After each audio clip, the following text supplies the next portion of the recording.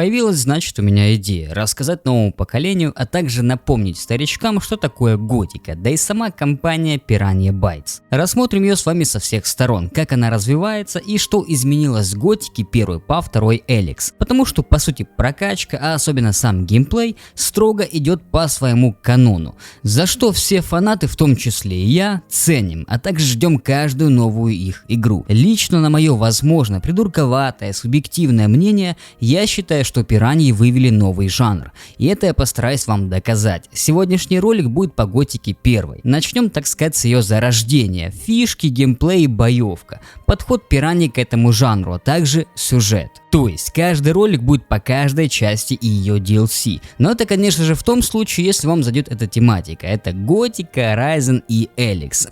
Ну и, конечно же, ваша любимая игра Arcania. Я сам не понимаю того, до сих пор охреневший, удивляюсь своей силе воли.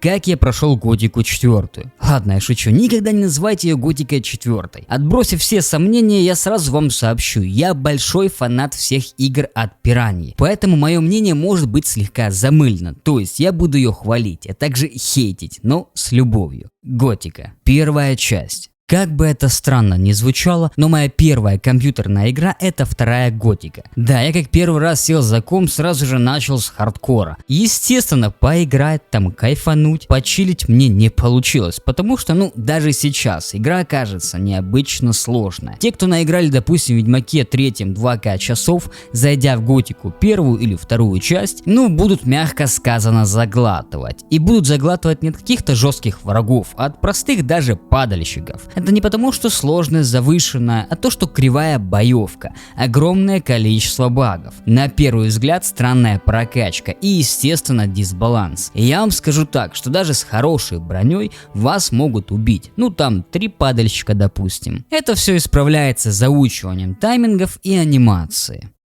Начнем с самой кампании Piranha Bytes, от готики с безымянным героем до Эликса с Джаксом. В ноябре 2001 года мир геймеров полностью поменялся. А что случилось? Правильно, вышла первая часть в серии готика. Это был действительно феноменальный успех небольшой студии энтузиастов. А через год мир поделится на до и после. Будут длительные противостояния фанатов на форумах. Что же лучше, готика или Morrowind? Если тут более-менее ясно, кто из них лидер, то когда вышел Oblivion, начались еще более жесткие споры. Что по мнению фанатов до сих пор готика вторая со всеми DLC превосходит Oblivion. Конечно же, тут будет не все согласны, но даже я спорил со своими друзьями. Был единственный, кто заступался за готику. Сразу же появляются вопросы. Готика, которая сделала популярным жанр RPG, внесла множество собственных изменений, была прямым конкурентом Morrowind, а также Oblivion. Так что же у них пошло не так? Этим вопросом задался в том числе и я. Начал везде гуглить, искать информацию на форумах, а так сказать зародыши пираньи.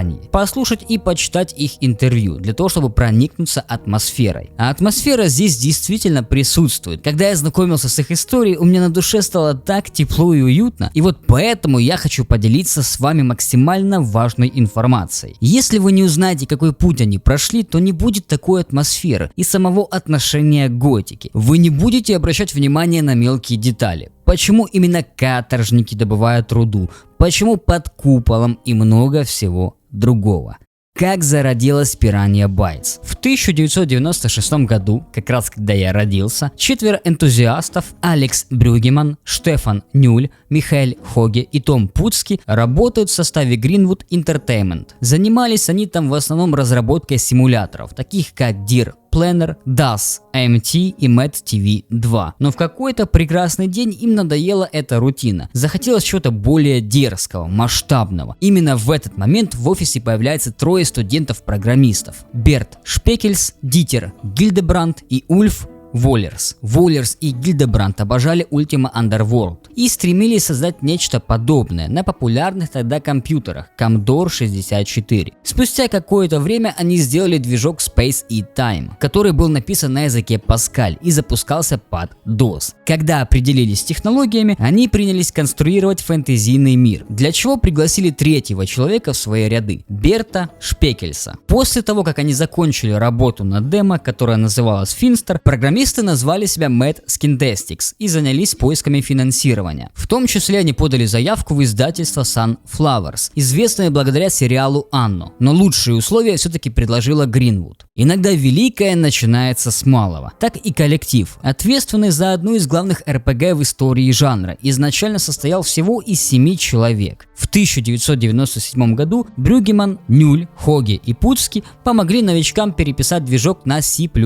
получив прообраз Zen Jin и изменить концепцию игры, которая теперь называлась Orpheus. Если что, некоторые названия либо фамилии я могу неправильно называть, но давайте без осуждений. Источником вдохновления для них послужил фильм «Побег из Нью-Йорка». Идею вбросил Том Пуцки, а затем совместными усилиями команды утрамбовали в рамки фэнтези. Так появился ограниченный магическим куполом мирок, где каторжники восстали против надзирателей и захватили контроль над добычей руды, необходимой королю Рабару II для войны с орками. Проект требовал больше людей, в основном фрилансеров, время от времени помогавших справляться с особенно трудоемкими задачами. В интервью Михаил Хоге вспоминал: «Мы наняли несколько писателей для диалогов, но сеттинг, предыстория, фракции были на мне. Ушло 3 года, чтобы собрать все это вместе. Некоторые люди приходили сюда практически без опыта. Например, 3D-моделер Саша Хенрикс трудился на стройке, а 3D Max впервые увидел за полгода до собеседования в студии. К 1998 году над проектом работали уже 10 человек, не считая удаленных сотрудников. Набрав обороты, авторы решили в очередной раз переименовать свое творение. Берт Шпекельс, будучи ярым фанатом соответствующего направления в музыке, предложил готика, емкое, мрачное и в меру немецкое слово. Постепенно РПГ бросало чудаковатыми, но меткими деталями. Из более чем сотни моделей лиц героя арт-директор Михаил Хоге выбрал свое собственное. А когда пираньи сходили на концерт группы In Extremo, Том Пуцки вознамерился устроить аналогичный перформанс в игре. Как мы знаем, у него получилось. Что-то разработчики заимствовали из вселенной Властелина колец, что-то брали из своих любимых развлечений, включая сериал Ультима. Но при этом готика не теряла ни цельности, ни оригинальности. Несмотря на то, что в 1999 году Piranha Bytes много чего сделала для того, чтобы съездить с набросками на выставку E3, финансы студии по-прежнему падали вниз. Разработчики обратились за помощью к бывшему соседу по офисному зданию, главе Art Department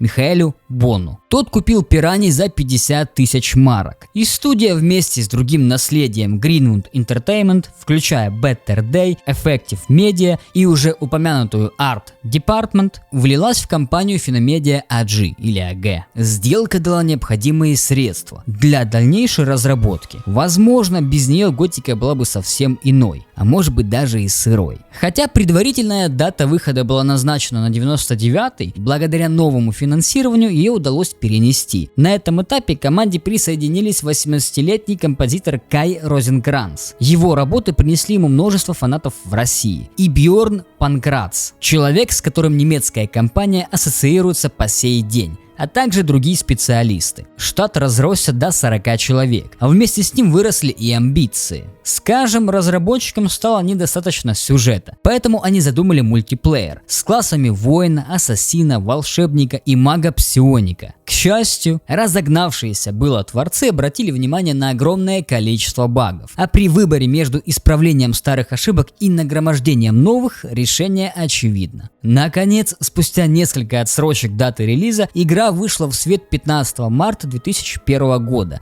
на территории Германии, Австрии и Швейцарии.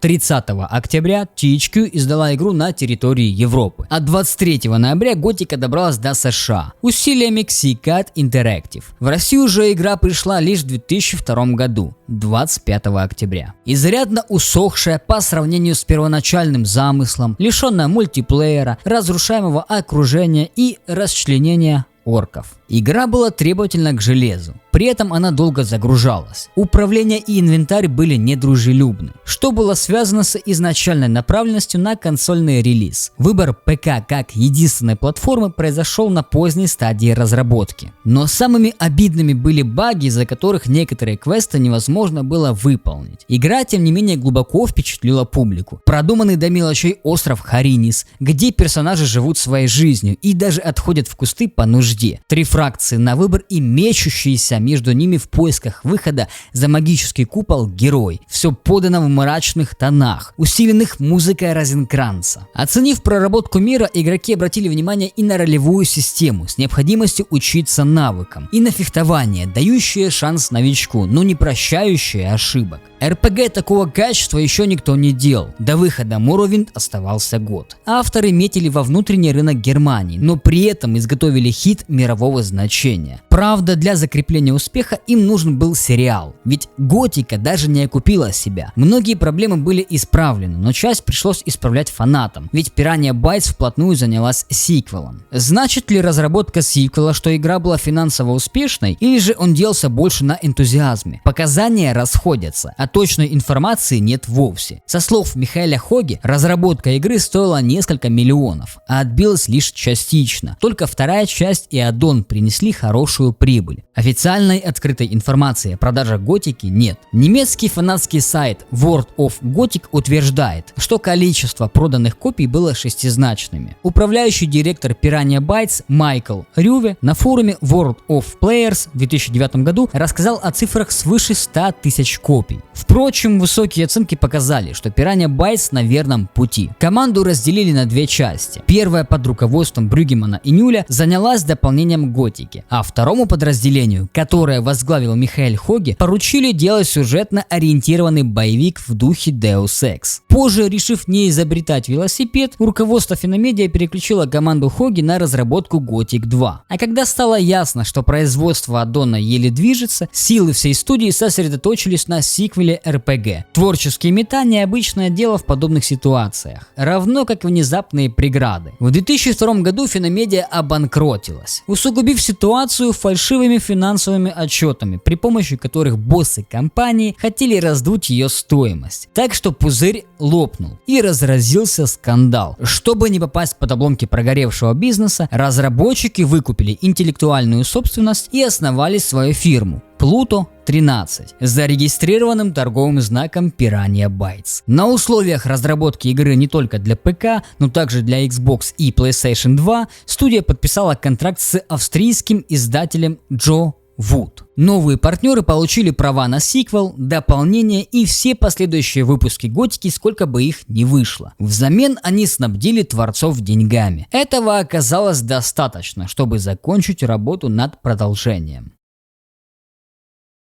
Сюжет Готики для многих фанатов является чем-то уникальным. Готика встречает небольшим предисловием. Мир, в котором происходит действие игры, называется Миртана. Правит Миртаной король Рабар II. Он был могучим правителем, но война с полчищами орков стала серьезным препятствием для короля. Чтобы победить орков, необходимо было оружие из магической руды. Для ее добычи Рабар ужесточил законодательство, и теперь даже самые мелкие преступления граждан ссылали на работу в рудниках. Обезопасить все это дело должен был магический барьер, который создали сильнейшие маги королевства. Вот только что-то пошло не так, и создание барьера вышло из-под контроля магов. В результате власть за магическим куполом перешла в руки заключенных. Теперь, помимо угрозы орков, Рабар потерял власть над добычей железа. Ему пришлось идти на сделку с заключенными. Они давали ему добытую руду, он давал им еду, рабынь и прочие ништяки. И вот с очередной такой поставкой в колонию отправляется новый заключенный, наш главный герой. С самого начала Готика показывает суть своего мира. Как только безымянный попадает в долину рудников, первым делом он получает в лицо от местных отморозков. Но тут же нам показывает Диего, куда более дружелюбного персонажа. Он даст пару советов и порекомендует отправиться в старый лагерь, место расположения одной из 3 игровых фракций. В этом и заключается дух Готики. Получить в лицо здесь можно в любом месте. Но также в этом мире можно обрести хороших и верных друзей. Но вернемся к игровым фракциям. Диего рекомендует нам своих ребят, старый лагерь. Остальные 2 это новый лагерь и болотный лагерь. В каждом из них царят свои настроения и свои правила. Старый лагерь – центральная сила рудниковой долины, его глава – Гомес. Он напрямую торгует с внешним миром, что делает старый лагерь влиятельной фракцией. В лагере есть определенная иерархия. Есть рудокопы, несчастные работяги, которые сутками добывают руду, для того чтобы Гомес мог обменять ее на благо для себя и своих приближенных. приближенных. Выше рангом призраки. Эти ребята занимаются охраной внешнего кольца лагеря и имеют определенное влияние в лагере. Среди них большинство торговцев и несколько ремесленников. Стражники — это самые лучшие воины Гомеза. Вместе с ними Гомез смог захватить власть в долине. Теперь же призрак, который верно служит Гомезу, вполне может подняться на повышение до стражника. Вершина пищевой цепочки старого лагеря — Гомез и его бароны. Они живут в замке и пожинают плоды торгового оборота с внешним миром. Если вы хотите найти женщин, дорогую выпивку и шикарную еду,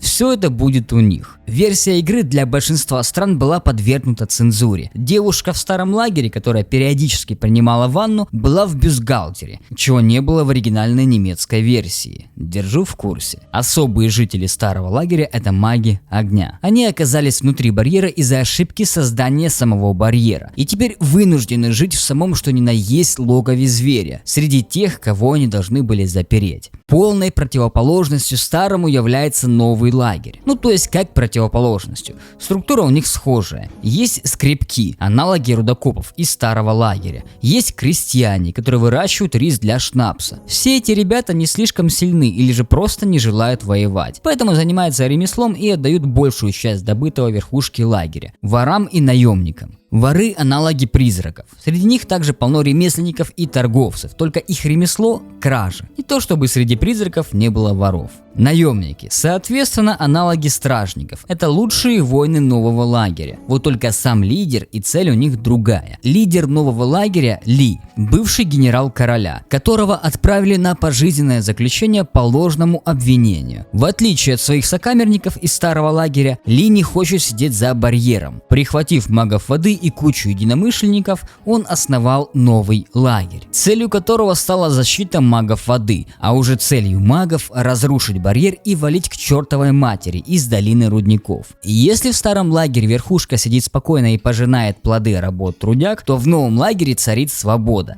которая ограничена правом сильнейшего. Тут нет коррупции, которая царит среди призраков. Зато можно схлопотать в лицо от первого встречного, просто потому что ты ему не нравишься. Такие вот минусы свободы. С другой стороны, если хватает силы, можешь и сам подойти и навалять тому, кто тебе не нравится. Правда, трогать магов воды я бы не стал. Самый специфичный лагерь – болотный лагерь. Или лагерь сектантов. Эти ребята курят болотник и говорят с каким-то божеством, спящим. Помимо ожидания пришествия своего божества, они добывают и продают другим лагерям тот самый болотник. Но не стоит думать, что эти ребята какие-то растаманы и не способны противостоять другим лагерям. Их спящий даровал своим верным последователям магическую силу. Гуру болотного лагеря, сильные чародеи. Охраняют их стражи, лучшие воины болотного лагеря. Они вооружены двуручными мечами, которые являются самыми сильными. Помимо силы, стражи обладают фанатической верой, что делает их крайне опасными солдатами. Ну а рабочей силой этого лагеря являются послушники. Бритые налысо паломники веры спящего занимаются всем. От сбора травы на болотах до занятий в стиле «подай, принеси» от гуру. Глава болотного лагеря Юберион. Ему первоначально явился спящий и даровал свою силу. Он же собрал единомышленников и основал новую веру и новый болотный лагерь. Готика никуда не торопит игрока. Мы можем вдоволь осмотреть любой из лагерей, прежде чем понять, к кому хотим присоединиться. Но выбор нужно сделать обязательно, иначе по сюжету не продвинуться. Сюжет в Готике хоть и линейный, но интересный и самобытный. Во время прохождения второй главы, как и любой другой, вы вольны свободно исследовать карту и наведаться в любой лагерь. В старом лагере нас ждет кое-что интересное. Группа In Extremo дает виртуальный концерт. Да-да, еще до ваших Фортнайтов. Все благодаря усилиям Тома Пуцки, но доступен лишь немецкой версии игры. Может быть, сюжет кажется кому-то слабым, но в совокупности с игровым процессом Готика давала нереальные впечатления. Она была настолько детально проработана для того времени, что поражало. А амбиции молодых разработчиков виднелись за каждым углом, ведь некоторые возможности игры даже пришлось вырезать, хоть и остатки их можно найти. Это и мультиплеер, дополнительные локации, наподобие выхода из долины рядом со старой шахтой. Планировалась разрушаемость, возможность поджигать деревянные вещи, прятаться в бочках и многое. многое другое. Есть целые документы, в которых можно посмотреть всякие нереализованные штуки из первой готики. Часть из этого мы увидим в сиквеле, но многое останется в виде нереализованных идей. Деталей в готике пруд-пруди. Это касается как глобальных моментов, так и небольших. Например, лица всех человеческих персонажей уникальны. Некоторые из сотни текстур для лица были созданы на основе фотографий, как в случае с главным героем. С помощью редактора их можно было сочетать с разным типом головы и оттенком кожи, что позволило даже в сиквеле сохранить уникальность каждого NPC. Такую дотошность редко где увидишь сейчас, а что уж говорить о годе релиза. Как еще один пример, смена анимации ударов мечом. Изначально герой машет оружием как попало, насколько ему хватает знаний и опыта, но после обучения у наставника он уже уверенно держит меч в руке и выдает размашистые серии ударов. Кстати, прокачка здесь уникальная и очень интересная. Безымянный получает уровни, за которые начисляются очки опыта. Их можно потратить у учителя, который научит обращаться с оружием или обучит какому-то полезному навыку. В отличие от The Elder Scrolls, герой не может сам по себе научиться владеть мечом на уровне гладиатора арены. Ему нужен наставник, и это логично, ведь как и в реальных тренировках, важно поставить технику, прежде чем научиться выполнять какое-то движение. Сделать это без учителя будет тяжело, согласитесь. Есть и обратная сторона. Чтобы просто прокачать показатель силы или ловкости, тоже нужен учитель. Возвращаясь к боевой системе, бой с людьми в готике имеет важное отличие от боя с монстрами. Убийство NPC человека оружием ближнего боя в готике особенное. Арбалет, лук или магия убивает сразу, но вблизи мы нокаутируем врага. Чтобы убить человека, нужно целенаправленно подойти к NPC в отключке и воткнуть в него меч. Это уникальная механика, которая отлично вписывается в мир игры, ведь в готике можно набить лицо практически любому NPC. После 5 главы бессмертным остается лишь Диего и один из магов воды. Идея эта найдет свое развитие в 3 готике, где бессмертных NPC не будет в принципе. Минусы у боевой системы тоже есть. К примеру, непонятная система попадания по врагу. Думаю, что многие игроки в готику замечали, что иногда удар по врагу проходит, а урон не наносится. После нескольких таких тычков один из десятка попадает, и хвала Инносу, мы все же наносим урон. С высокоуровневыми монстрами все понятно, что по ним проходит лишь критический удар, вероятность которого можно посмотреть на экране характеристик персонажа. Но по обычному ящеру в начале игры почему никак не попасть? Объяснений, увы, нет. Маги здесь выигрывают. Заклинания таких промахов не отдают, да и защиту от магического урона найти сложнее, чем от обычных ударов. Видов защиты тут много. С помощью колец и амулетов можно даже выйти в нечто сбалансированное. Жаль, что шлемы из игры все же были вырезаны. Но хватит битв, давайте просто насладимся миром игры. Не зря именно этим аспектом готики вдохновлялись поляки из CD Projekt Red при создании своего культового Ведьмака. В чем же его особенность? В том, что он сделан вручную настолько, насколько это максимально было возможно. Да, мир получился маленький, в разы меньше второй части TES. В Daggerfall игроки видели невероятно огромный мир с сотнями тысяч NPC, с которым может поговорить главный герой. А готика предлагала маленький и уютный мир долины рудников, в котором и 1000 NPC не набралось бы, что уж говорить о сотнях тысяч. Вот только в Daggerfall такой объем создавался за счет скриптов и алгоритмов, которые формировали искусственный мир, а вот пираньи делали ручную работу. И нет, я не пытаюсь унизить TES, просто воспринимайте как факт.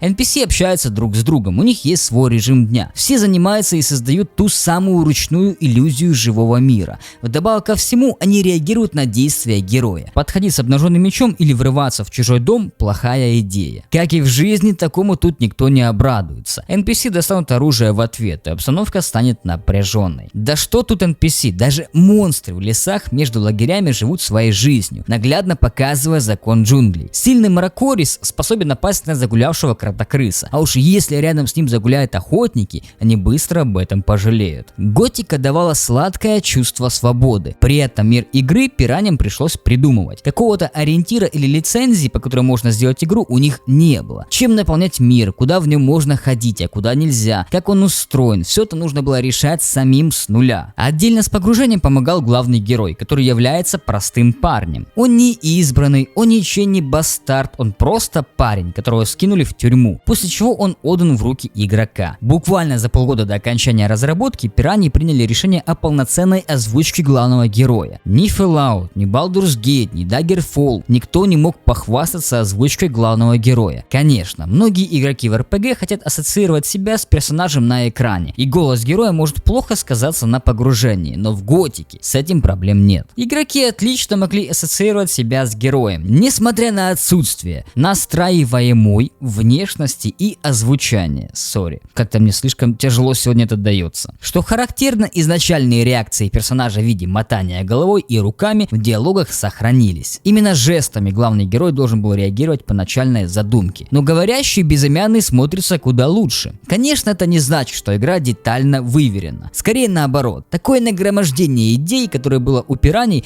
при создании Готики, образовало хаос, последствия которого пришлось устранять еще долгое время, как официальными, так и фанатскими патчами. Это можно назвать фишкой разработчиков. Даже сейчас, чтобы нормально запустить игру, придется очень сильно постараться, попутно взывая к благословению Инноса, а после в мрачном углу просить у помощи Белиара. И есть огромная вероятность, что даже это не поможет. Конечно, остается еще помощь Адоноса, но скоро ожидается ремейк первой части Готики, и это действительно отличная новость. Если у ребят из THQ Nordic все получится, возможно и увидим ремейк легендарной второй части, может быть даже и третьей, почему бы и нет. Постараться исправить известные ошибки, поработать с боевкой, накатить текстурки. Да, я бы в такое поиграл, ну, держим кулачки. С первой частью мы закончили. Если тематика вам понравилась и хотите продолжение, не забудьте поставить лайк и подписаться на канал. Ведь нас ждет еще Готика, вторая и третья, Ризен и, конечно же,